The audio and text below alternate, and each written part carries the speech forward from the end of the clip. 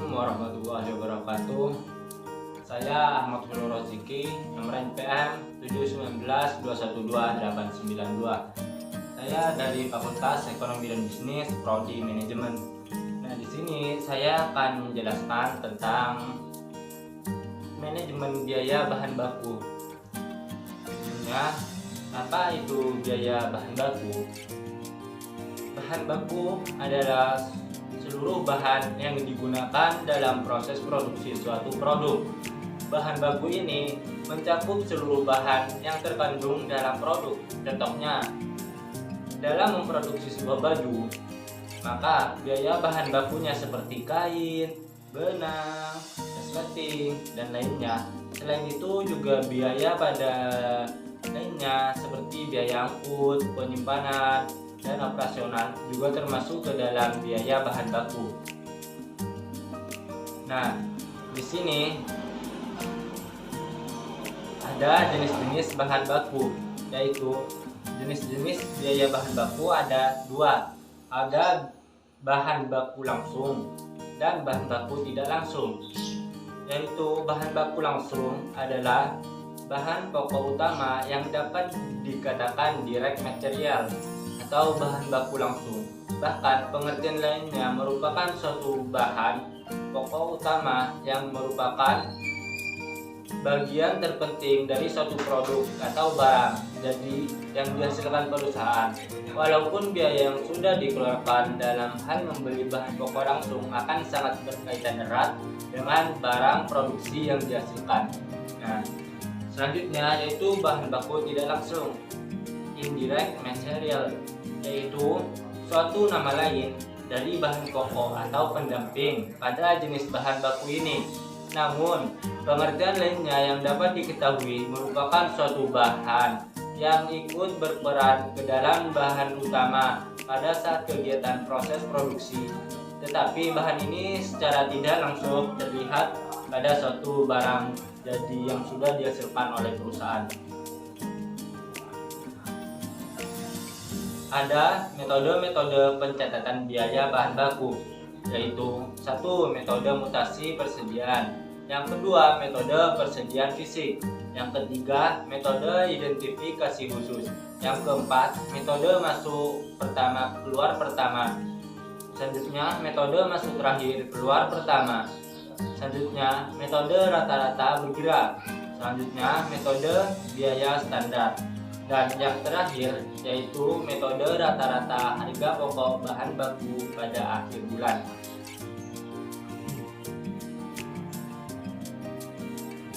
Selanjutnya ada 5 metode pengendalian bahan baku, yaitu metode metode order cycling, yang kedua metode the mix match, yang ketiga metode the twin bin, yang keempat metode the automatic order system, yang kelima metode ABC atau the ABC plan. Di sini kita jelaskan lagi ya satu persatu dari 5 jenis metode. Yang pertama yaitu metode order cycling. Merupakan metode pengendalian bahan baku dengan cara melakukan review secara periodik.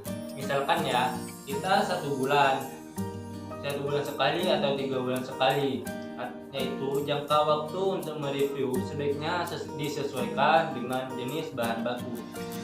Bahan baku yang penting atau mungkin cepat busuk sebaiknya dilakukan review dengan sering atau jangka waktu yang pendek dibandingkan dengan bahan baku yang kurang penting atau yang bertahan lama.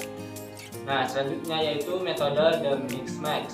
Metode pengendalian bahan baku ini berdasarkan pada asumsi bahwa persediaan bahan baku berada pada 2 tingkat, yaitu tingkat maksimum dan tingkat minimum. Cara kerjanya, Anda harus menentukan tingkat minimum dan tingkat maksimum terlebih dahulu. Kemudian Anda juga diterapkan.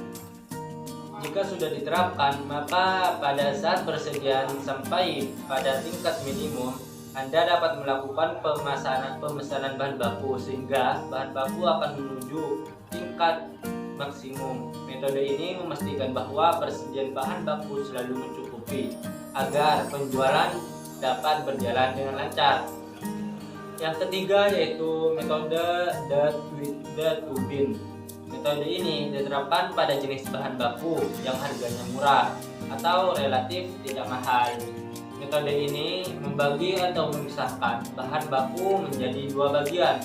Yang pertama yaitu bahan baku yang akan digunakan selama periode saat bahan baku diterima dan saat pemesanan dilakukan.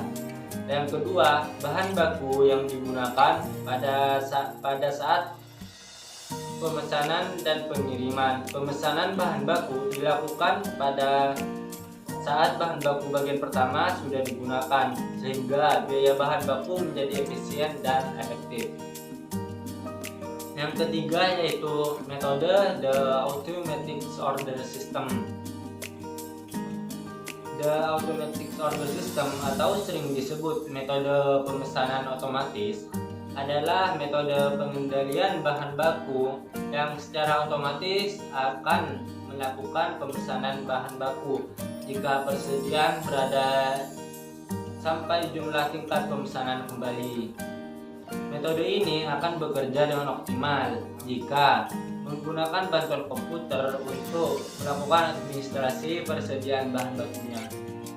Yang terakhir yaitu metode ABC atau the ABC Plan.